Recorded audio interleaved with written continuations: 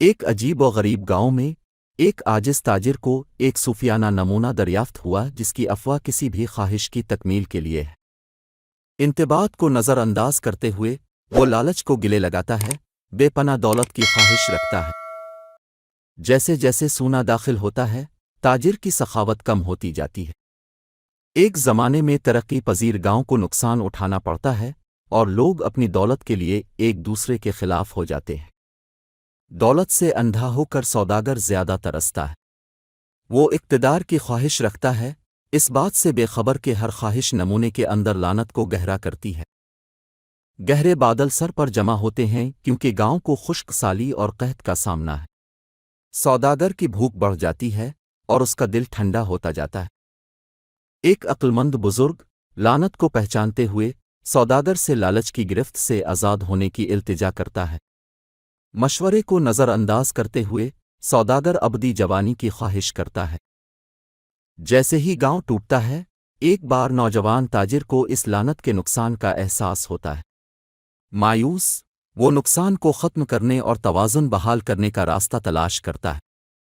پچھتاوے سے رہنمائی کرتے ہوئے تاجر کو ایک بے لوث خواہش کا پتہ چلتا ہے، اپنے لالچ کی وجہ سے ہونے والے تمام نقصانات کو ختم کرنا اور گاؤں کو زندہ کرنا۔ آٹفیکٹ جواب دیتا ہے اور مناظر پلٹ جاتے ہیں۔ گاؤں پھر سے پھلتا پھولتا ہے اور تاجر، جو اب بوڑھا ہو چکا ہے، قناعت کی حقیقی قدر سیکھتا ہے۔ شکر گزار دیہاتی، معاف کرنے والے لیکن سمجھدار تاجر کو سکھاتے ہیں کہ حقیقی دولت ہمدردی اور فرقہ وارانہ ہم آہنگی میں ہے۔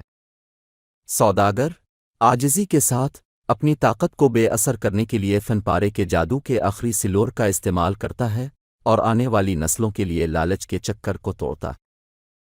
لعنت ہٹ گئی، گاؤں نئی خوشحالی کے ساتھ کھلا۔ سوداگر، جو اب ایک بزرگ سیاستدان ہے، اپنے چھٹکارے کی کہانی سناتا ہے۔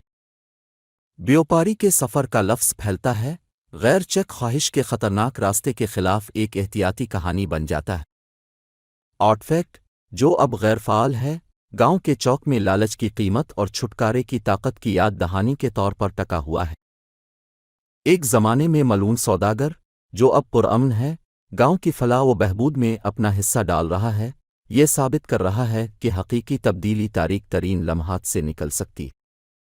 جیسے جیسے گاؤں ہم آہنگی کے ساتھ پروان چڑھتا ہے، کہانی نسل در نسل گونجتی رہتی ہے، ایک لازوال یاد دہانی کے لالچ ایک لعنت ہے جس کی جگہ رحمدلی اور عاجزی کی پائیدار دولت لے لیتی ہے۔